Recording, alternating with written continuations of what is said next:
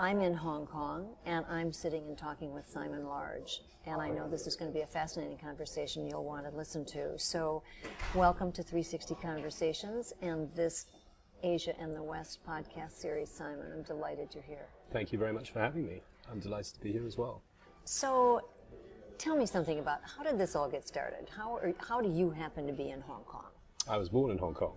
So in 1969, my parents were both here. My father was working for a big British company in Hong Kong.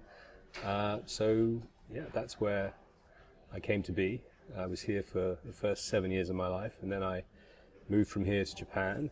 I was in Japan for the next 6 or 7 years, and then went back to the United Kingdom, where I did the rest of my education. After university in the United Kingdom, I decided I wanted to come back to Asia. I'd obviously got the bug. And yeah, as soon as almost the day I graduated, I got an airplane and came straight back again, and worked for and got a job with the Swire Group, who were a big Asian conglomerate, a family company here, and I've been here ever since, and I've been working with them ever since. So do you see yourself as having a foot in both parts of the world? Do you see yourself as a Westerner in Asia, or do you? How does that work? No, I don't know how I see myself really in reality. No, it's hard to pigeonhole me in that sense. I think I sometimes feel very alien when I'm in the West, and sometimes I feel quite alien when I'm here. So and then other times I can feel totally at home in either. So it's a strange combination. Well, I suppose in some ways it makes you a truly global citizen. But I imagine that when you're in the West, people think you're an expert on all things Asia. And when you're in Asia, people think you're an expert on all things Western. That's exactly right. Yeah, I'm never entirely sure what global citizen means anymore, but you're right. I mean, I think if there is such a thing, I guess that is what I am, yeah. So, given the fact that you are not only in the West and in Asia, but you've literally traveled and in some cases lived in places all over the world, how accurate do you think Westerners' understanding of Asian culture is, especially Chinese? Well, yeah, I think I would say very inaccurate on the whole. You can't understand China particularly, I think, unless you really spend a considerable amount of time there on the ground. I mean, the impression you might get from the newspaper or other media just never seems to do it justice, in my opinion, and it can give you a very strange impression, I think. So, no, I think unless you've spent time on the ground in China, and I mean in China, actually, I don't necessarily mean in Hong Kong, because Hong Kong is a very different place too. I think it's hard to get an accurate impression of what China really is about. Well, and that even assumes that you have an appetite for learning that. My sense, since I spend most of my time in the West, is that there are many people who really don't have a curiosity about this part of the world. They just, they're not informed, and that's just fine. Yeah, and it's easy to come in and out and remain uninformed. I mean, you can go and stay at a hotel, and you can go to your office, or you can go to your business meeting, and you can get back to your hotel as soon as possible and get to the airport and get out of there and be none the wiser. So, yeah, you do want to have a curiosity. You have to have a curiosity and a desire for learning. And if you do, these places are fascinating. So how about the other way around? What's your understanding of the way, let's say Chinese? What is the understanding that they have of Western culture? Well, I think, yeah, that's a different thing in that of course you've got so many Chinese who have settled in the US, in the UK, in all over the world. Yeah, the diaspora, of China around the world is quite different from, there's not the same clearly in China of the West to anything like the same degree. So they've had that toing and froing. They've had that for a long time now. So I think it is a different dynamic. And of course they have, for a number of years now at least, or in China, been absorbing quite a lot of Western culture. in a way that perhaps we haven't been absorbing of their culture. So I think, I think they have a better understanding, a better knowledge, maybe of what makes us, to say us as in Westerners, tick. But you know, does that mean they've got us sussed? I don't think so at all. I mean, I don't think I have a sussed either.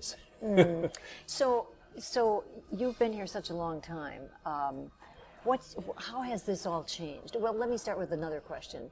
When I mention conversations taking place between Asia and the West, what does that bring to mind for you? What does that mean? Well, I immediately think, Asia is a kind of huge entity. So, and it's multitudinous. So if we talk about Hong Kong is so different from China, and obviously very different from Taiwan or any other Asian city. So yeah, I mean, I think Asia is a difficult concept to kind of ring fence. Put your arms around. Yeah. I mean, obviously, where we're sitting now, Hong Kong, is a totally different city to anything else in China. I mean, it's got such a unique history of its own, such an unusual history. In fact, I think it's becoming, quite quickly a very different city to almost anywhere else in the world. Maybe it always has been, but it's so not British now, and it's so not Chinese in a way. It's got its own identity, which is fascinating in of itself. And do you think that'll stay that way? It appears to, yeah. I mean, I think every year that goes by, it seems to, I think, form more of its own identity, not become more part of China in a way, or retain much of its Britishness either. I mean, what's happening here is really interesting. In what way? Well, it's just this desire here to retain or try to find an identity of its own. So, there are many things that I think were left over from when the British were here that people want to now keep to some extent, or mold a little into its own. And there are some things they want from other parts of Asia, and there are some things they want from China. So it's almost, in a sense, you feel they are just grappling with what they want to look like, what they want to be, how they want to live, how they want to retain their own identity. That's pretty exciting. It is exciting. I think it's great. I mean, I think it's as long as everyone kind of lets it happen and encourages it. I think Hong Kong's got some amazing opportunities. I often think of one thing that strikes me here is that the fact that 60% of Hong Kong, 70% of Hong Kong is still actually country park. I don't think people even know that. So as a place to live, it's actually a great place to live for many young people. You can be in the country in 5 minutes from the city. You can go out walking. You can get to the sea very quickly. It's a really good lifestyle for young people. And for that reason, you think, well, it's got every chance of being entrepreneurial. You can attract, almost like, if they want to make it a Silicon Valley equivalent, there's no reason why you couldn't do it here. You can attract the kind of talent you need to attract. Now, whether they do that is another thing, but it has that kind of vibe to it. It has that has the natural resources to be able to do that. So, its proximity to obviously to the southern part of China, all that's happening there, Taiwan, to the rest of Asia.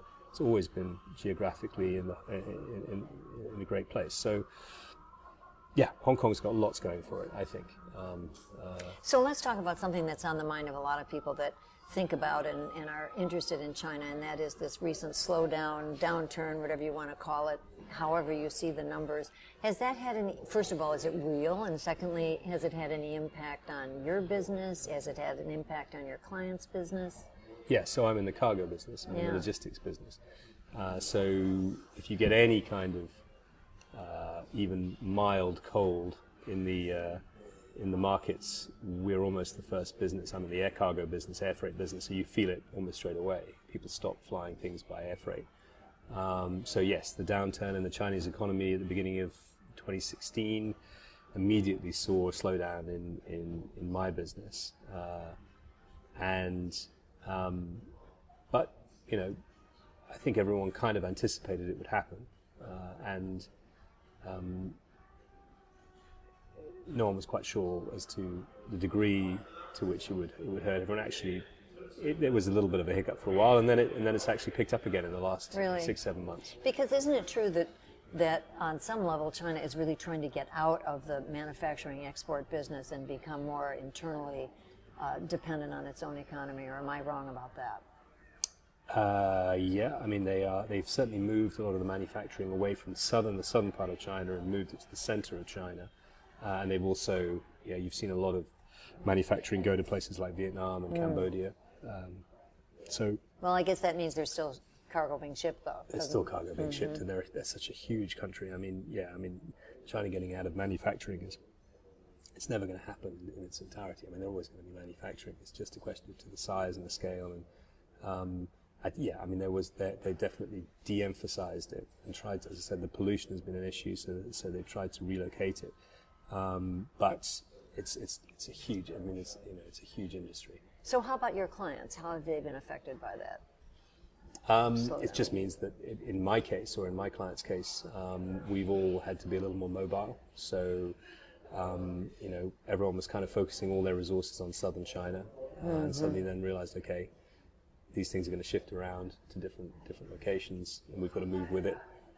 In my case, we've had to go and find the business. So before it used to come to us a little more easily in Hong Kong, but now we've got to go out there and go and get it. Hustle a little.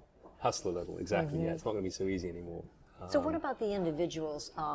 You've also been very involved in the customer side of the airline of Cathay. So I'm sure you keep an ear to the ground about what's happening with the people in China, the individuals that are there. Do you have a sense of the millennials that are there, about the people, the whole new middle class there, and whether that's been affected at all? Do they feel that, maybe this double-digit growth doesn't continue, or don't they even think about that? Or do you I haven't even have even any noticed them sense of thinking that? about it. I haven't even noticed them thinking about it yet. I think so much has happened so quickly. As far as they're concerned, at the moment it can change again in a month, in 2 months. It's been a really exciting ride, I think, for many of them in the last 5, 6, 7, 8 years. They have this huge desire to go out and see the world. Travel is a big deal. They want experiences. They want travel experiences. So, and that hasn't changed. I haven't seen that diminish at all. They're in many ways the biggest. Well, they are the biggest tourists now, I think, globally in the world. So they're out there, and they're going to continue to be, I think, for the foreseeable future. In all the markets I go to, the Chinese are the number one market, number one tourists that people want and It's amazing. This has all happened. I know. It seems like in a blink of an eye. It has been a blink of an eye. Yeah. It really has. So I was working in Japan 3 years ago, 4 years ago. If you walk around the streets of Ginza, it was primarily Chinese tourists buying stuff. In the hotels, it was Mandarin was the number one language being spoken by hotel staff. And I think that's gotten bigger and bigger. Really? So what about the other side of that? You've had experience, certainly, recruiting people to work for the airline in all these different parts of the world. Are the Chinese who come to you, are they equipped? Are they excited? Are they interesting potential employees? Yes. So again, the speed of change is incredible. So, I would say even 4 or 5 years ago, the standards of English were, mediocre, I would say, by most of the Chinese candidates, if you like. Now, the standards of English have improved enormously. So, and their sophistication and their ability to have a conversation or engage an interviewer or whatever it might be. I mean, it's just on another level altogether. So, yes, from struggling a little to find good candidates, now we can find quite a lot of candidates. I suspect a year or two from now there'll be even more. And they just work at a different speed, I think, than anywhere else. That's so impressive. Yeah. Because I remember it was not that many years ago when we would talk about innovation, and one of the things that concerned people about China was that because all their kids were being educated by a rote method, that they weren't being exposed to the sort of critical thinking that was necessary, so the West could sort of rest on its laurels and feel it had innovation sort of sewn up, and then all of a sudden, oh my gosh, that's not the case at all, and it appears that that hasn't hindered them. And Yeah, I don't think that is the case. I don't think that is the case at all. I think they've been able to learn in other ways and expand their horizons in other ways. So, by other ways, I mean, I think I suspect from the internet and other means, they've just they've got a lot more imaginative, I think, creative. The art scene in some of these cities is really impressive.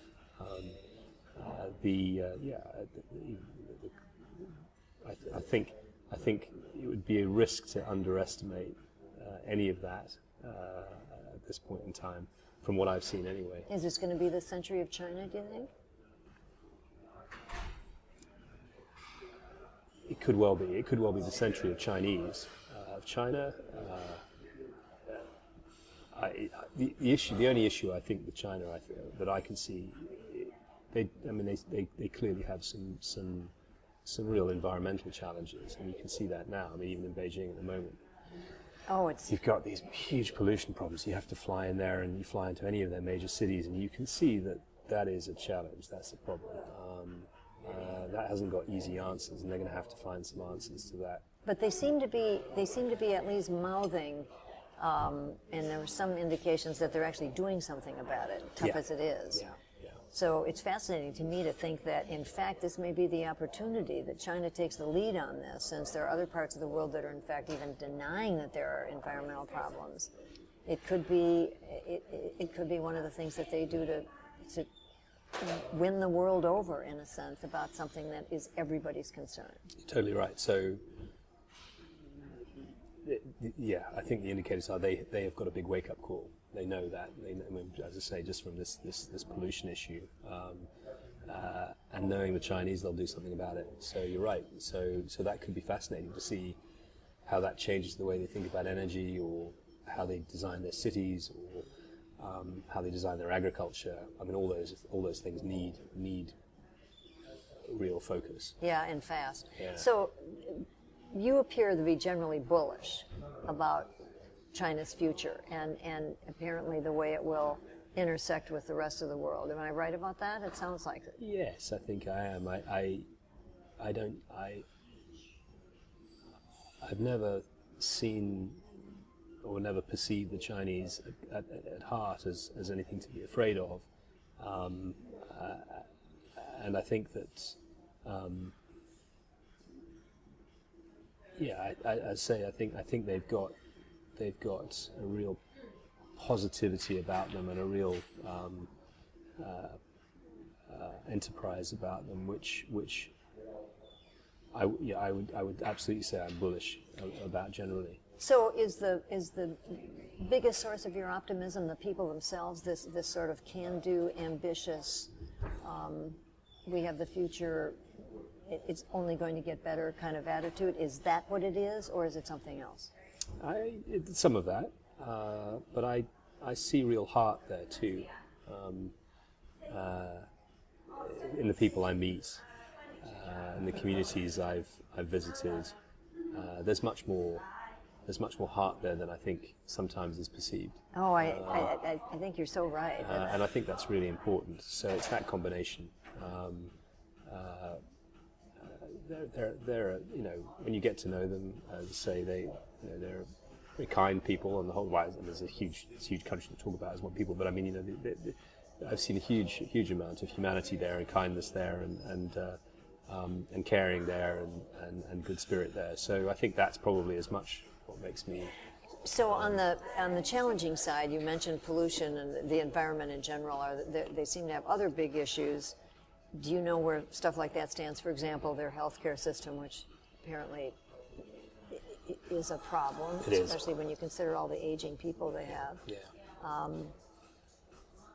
What else do people constantly talk about? Certainly healthcare system, the educational system. Talk about population challenges too, where they've got too many male, too many, and not enough population growth, things like that are changing. But yeah, I mean they've got challenges across the board, but an ability, as we've said already, to find solutions. So I think they will. I think certainly. Certainly on the healthcare side, I've seen a lot of again, a lot of creativity, a lot of enterprise, entrepreneurship. I'm pretty confident they'll find some solutions to some of the challenges they've got there. I remember at one of our Cathay Pacific conversations that there was somebody who was a Westerner. Actually, he was a Swede who was working in healthcare in China, specifically Shanghai, I think. And he said, if the Chinese decided to do it, they could take stem cell research and be the leaders of that in, a matter of like 2 years. I was used to say they're not. Good point. I mean, I don't Already, know, but I wouldn't yeah. be surprised. It wouldn't surprise me. Yeah. So, I mean, I don't have evidence that they are, but you're right. That is the kind of focus and drive they can have. I think it's so interesting that you're in a business in which you bring people together. Right? The people who want face-to-face connection with other people, they get on a plane and they do that. So you're really in that business. Mine is more individually conversationally based, but I think it's intended in the same direction as how do we get our parts of the world to really have to really be conversing instead of arguing or just being ignorant of each other. And perhaps it's never been more important. I don't know, do you have thoughts about that? One of the reasons it must be exciting to work for a global airline is the fact that you're able to do that all the time. Bring people together. Yeah, in a way that's not just for tourism, it's really, you can affect the cultures. Sure. And, I'm always amazed, and when we did it with you, it's always fascinating to see how much people enjoy it. And how much people learn, how much people want it, and how generally how much people are prepared to listen. You always imagine that you're going to have loads of people who want to speak more than they'll hear, but actually that isn't the case. So yeah, it is encouraging. We just need to have more forums for people to do it, I think. And I think we need to involve more young people, yes. just in general, yes. Because they're where the conversation's really gonna travel. Yeah, and I think, certainly the young people I know, it's almost sometimes they're almost surprised by face-to-face conversation and how powerful it can be. Maybe that's because they spent their entire lives conversing in other ways. SMS, I think that's a challenge. Yeah. That is a challenge because they suddenly realize, oh my gosh, I really need to know how to do this, and it's almost a talent that they realize they didn't think about. Yeah. There are just an awful lot of people in the world who don't have dinner with their family. That's right. And that's where a lot of us learn how to have a conversation, That's right. right? That's right. So what have we not brought up that you might like to add when you're thinking about this very big fat topic of Asia and the West? Gosh, I mean, it is such a huge topic.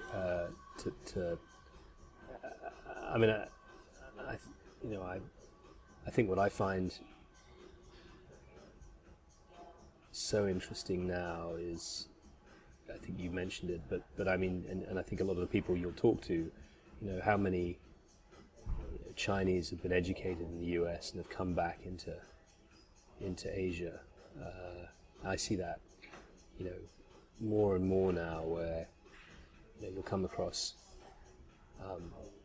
what would outwardly appear to be a Chinese person, but and they'll have an Irish accent or an American accent or a British accent, and of course, Hong Kong is just, I think, it's just full of that. In fact, so many have come back here, having been educated overseas, or indeed even if their parents have gone overseas to live, they've ended up coming back. So that's the source of a lot of the potential innovation, isn't it? It is, and as you said, they are real global citizens in a way, and I think those mixtures are really interesting. They're fascinating people often. They've got so many different insights into different cultures, and I think that's the future in a way. So those are the kinds of people that I mean, obviously you will be talking to, but who I think hold the future for this part of the world, and for our, I think for globally. I mean, they can truly bridge societies in a way. Yeah, we just have to have more Westerners doing the same thing. Indeed, and actually, there are a lot more now who have gone for education in Beijing or in Shanghai and learnt Mandarin. They haven't necessarily stayed there, but they have. So yeah, you're right. But the more that do that, I think the better informed we'll all be. So yeah, I mean that excites me. I think a lot of Silicon Valley now are Chinese, for example, aren't they? I mean, a lot of Oh people my are, gosh, yeah. and Indian, and a lot of them are going back to India or China. So yes, I think that migration is fascinating. We need more of it, I think. We need more of it. Well, that's maybe a good place to stop. I'm just delighted we've had this conversation. Thank you so much for taking part. And Well, thank you for involving me. we'll have to continue. Yes, Thanks. indeed. That was great. Oh, you're kind.